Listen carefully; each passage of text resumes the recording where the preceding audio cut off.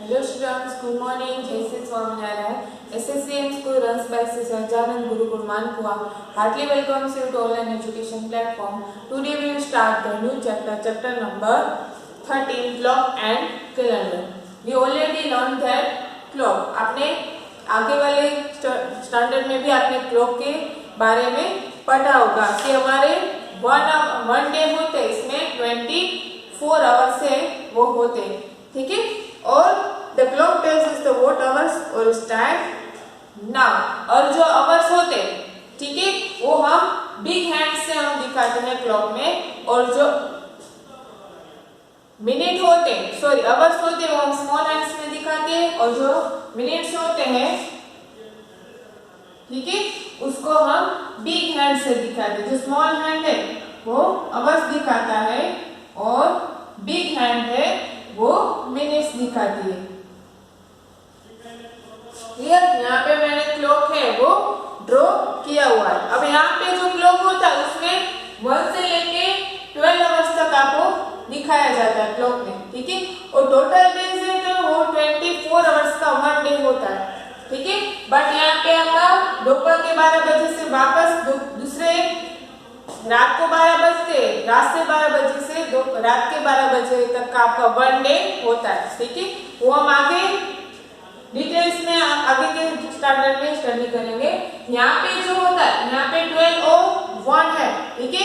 इन दोनों के बीच में 5 मिनट्स का गैप डिफरेंस होता है। That means the part also 1 minute for the long hand, and the long hand moves 1 full round.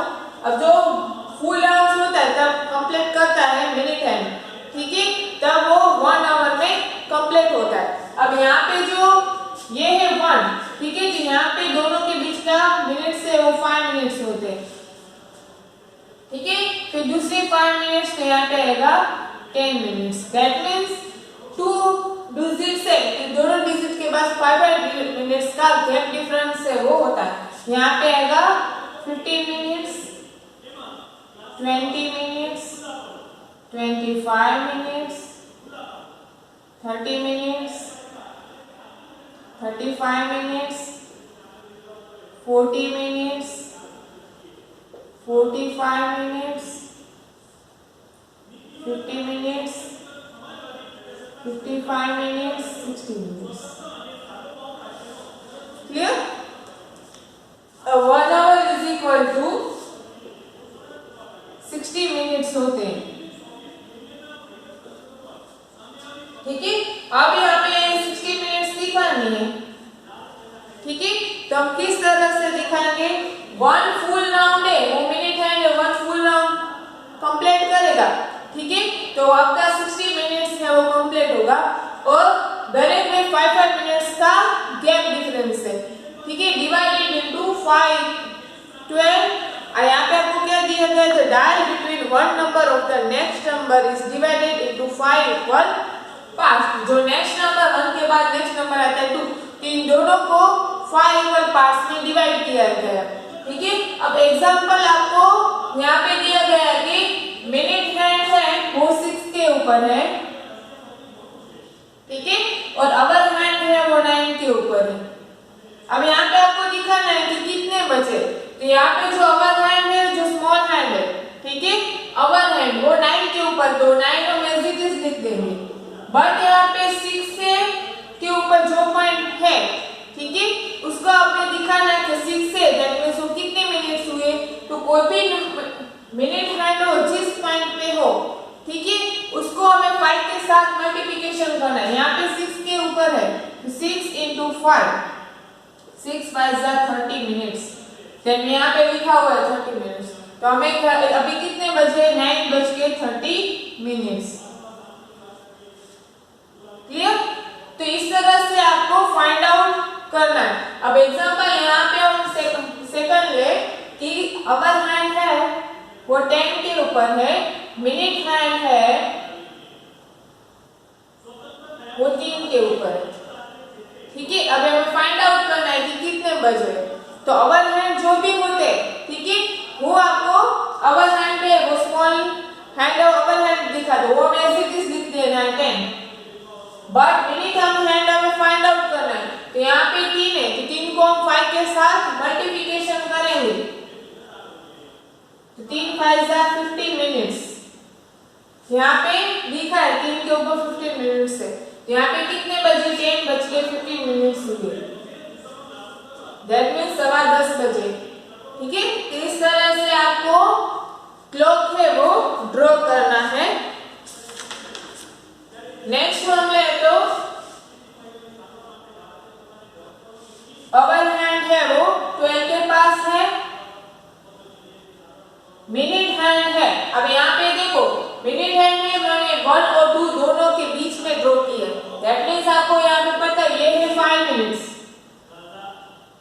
और ये है 10 मिनट्स, तो 5 और 10 के बीच 4 डायल होते हैं, 1 2 3 4। ठीक है, दैट मीन्स ये है यहाँ पे दिखा रहा है, दैट मीन्स ये क्या हुआ, ये 6 मिनट, ये है 7 मिनट। ठीक है, अब यहाँ पे तो हमें डायरेक्ट पता चल गया कि 7 मिनट्स हुए।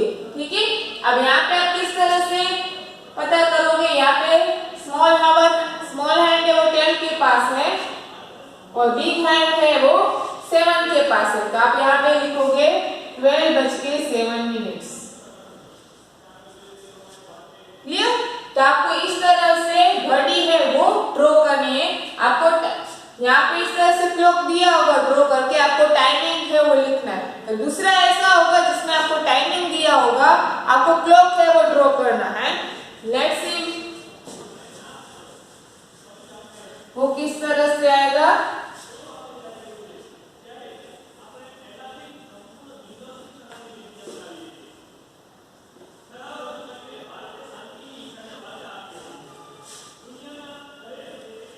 एग्जाम्पल आपको दिया गया है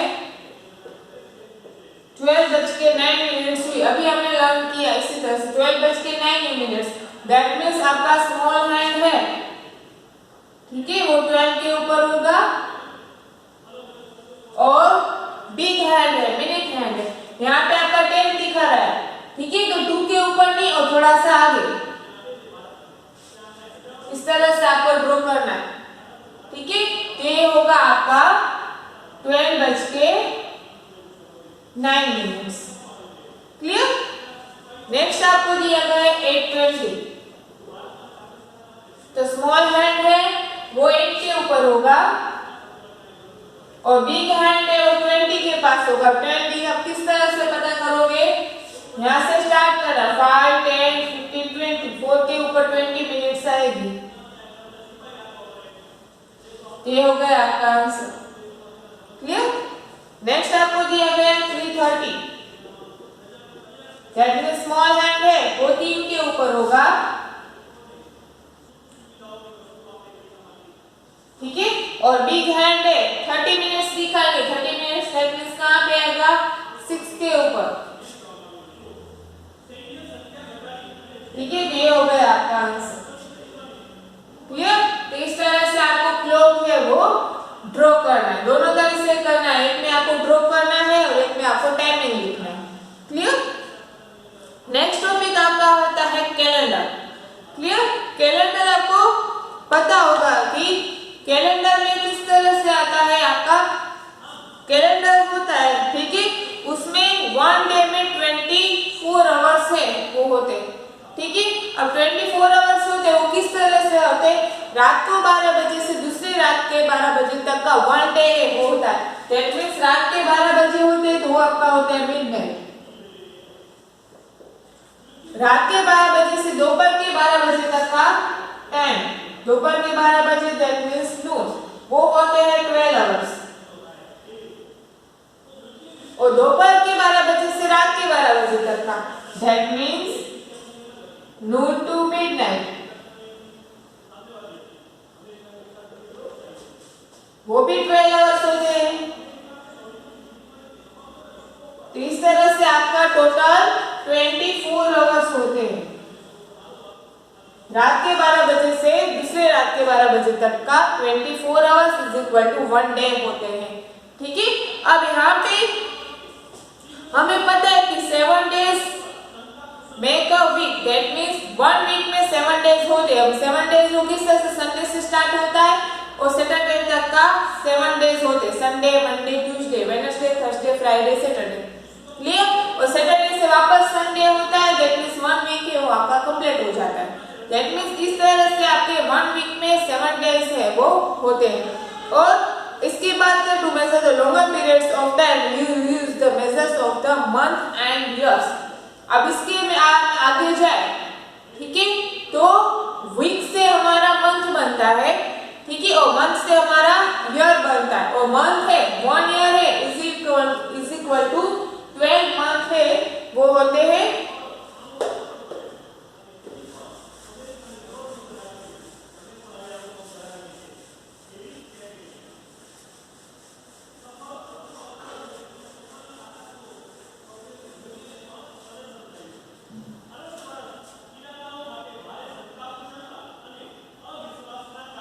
1 week is equal to 7 days and 1 year is equal to 12 month।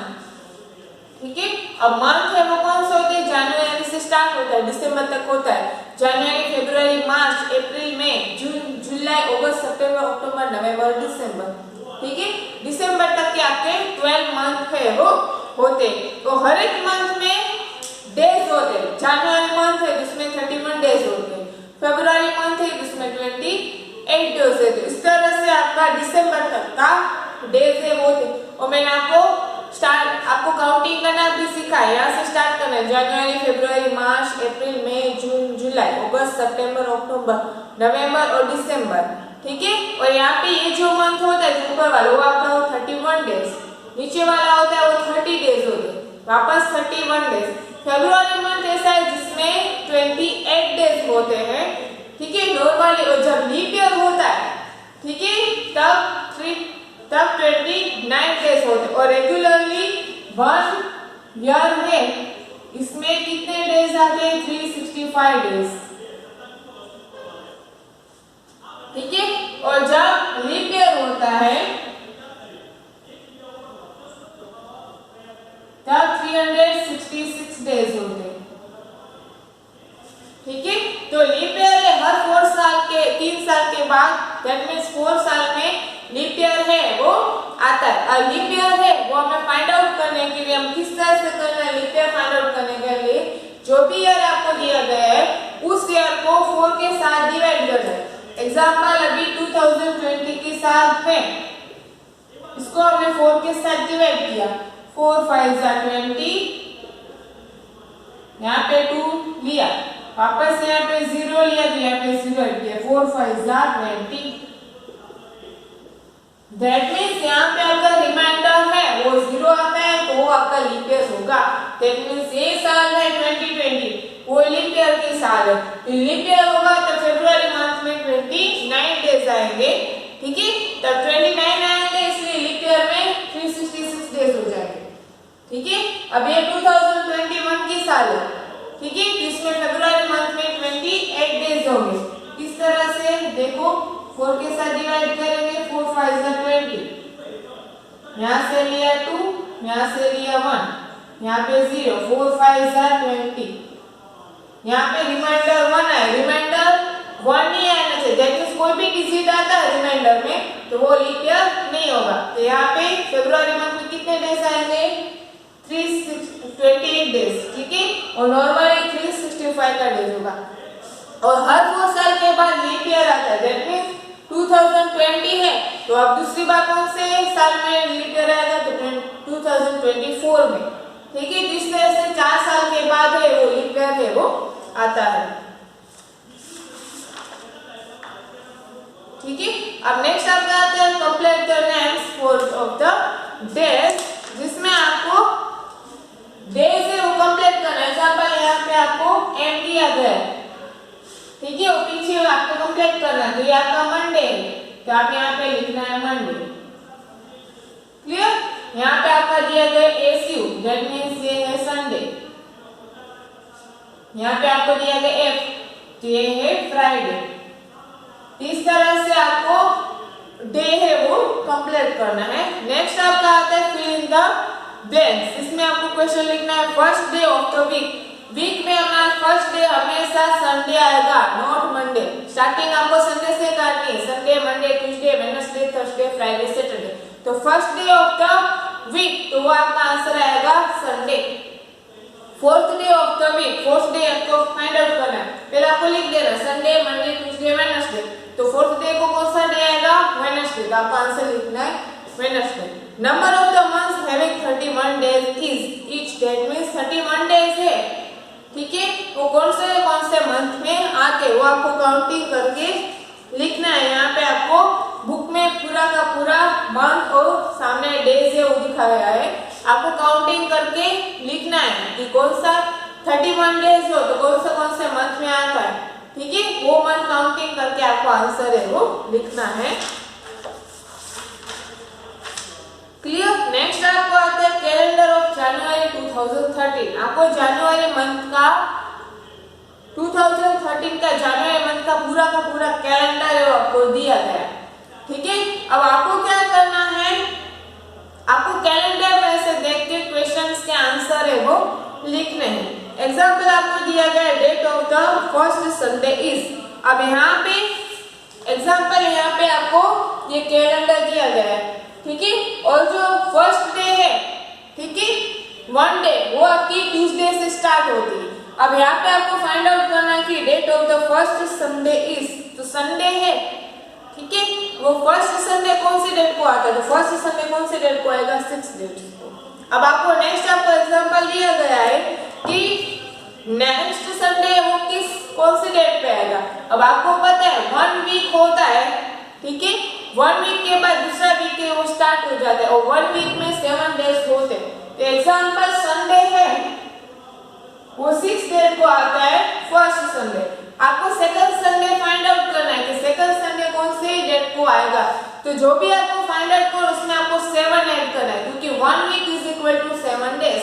अब 6 में आपको 7 है वो ऐड कर देना है, ठीक है। तो कौन सा आंसर आएगा? 13।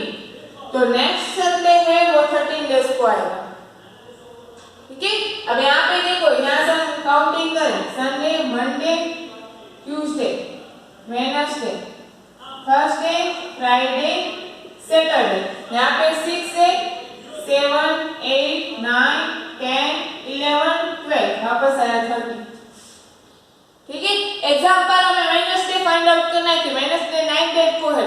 सेकंड वेडनेसडे कौन सी डेट को आएगा? तो 9 है, इसमें आप 7 ऐड कर दो तो आंसर आएगा 16। यहाँ पे आपने लिख दिया 16।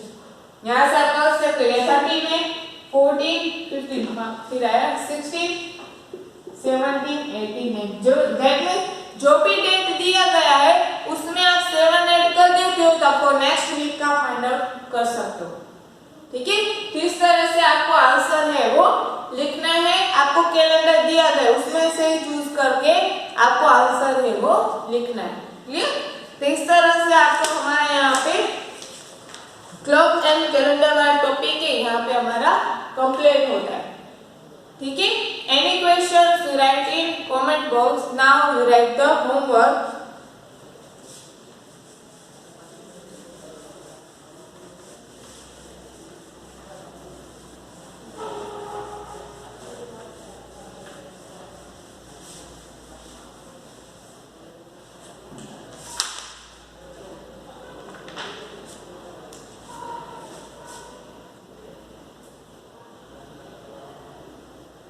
Page number 118 to 121.